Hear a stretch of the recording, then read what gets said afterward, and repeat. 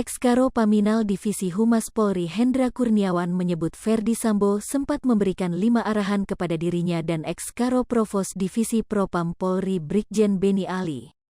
Arahan itu disampaikan Ferdi Sambo setelah bertemu Kapolri Jenderal Polisi Listio Sigit Prabowo sehari setelah Brigadir Nofriansyah Yosua Huta Barat alias Brigadir J tewas. Awalnya, Hendra Kurniawan bersama Beni Ali dipanggil untuk menghadap Kapolri. Di perjalanan, mereka bertemu Ferdi Sambo yang menyebut akan bertemu Kapolri juga.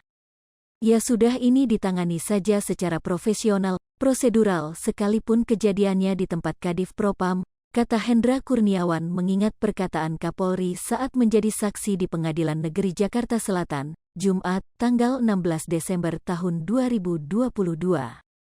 Setelah itu, Ferdi Sambo datang dan bertemu dengan Kapolri.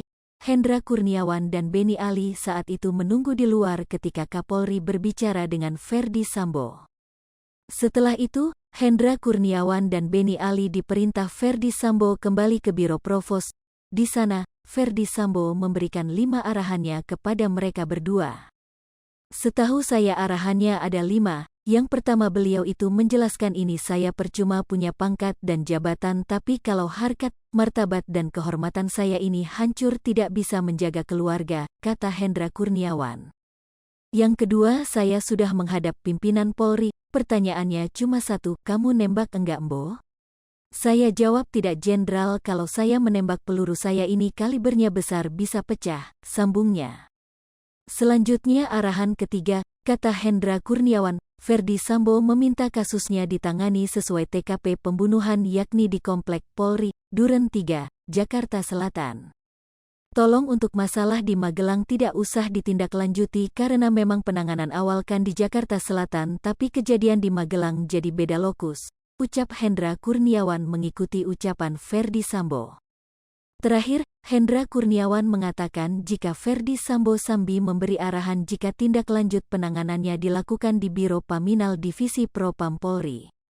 Kemudian untuk tindak lanjut penanganan pada saat itu karena Provos menangani awal, kemudian Provos itu hanya penegakan disiplin dan seyogyanya juga bisa dilakukan Paminal terlebih dahulu supaya bisa ke kode etik, disiplin atau pidana sehingga lebih mudah, sehingga dilimpahkanlah ke Biro Paminal, ucapnya.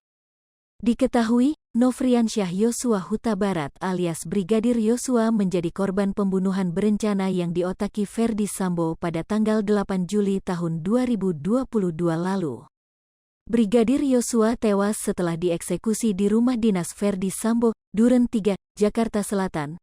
Pembunuhan itu terjadi diyakini setelah Putri Chandrawati bercerita kepada Ferdi Sambo karena terjadi pelecehan seksual di Magelang.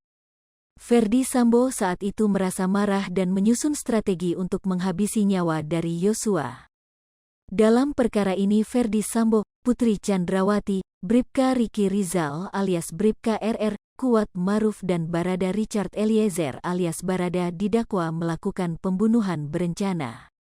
Kelima terdakwa didakwa melanggar pasal 340 subsidiar pasal 338 KUHP junto pasal 55 ayat 1 ke 1 KUHP dengan ancaman maksimal hukuman mati.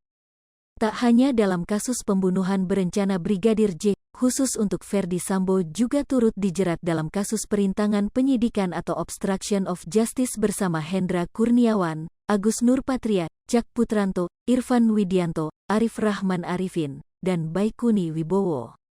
Hai pemirsa Sri Popo TV, jangan lupa komen, like, dan subscribe, serta tonton terus berita-berita terupdate lainnya ya.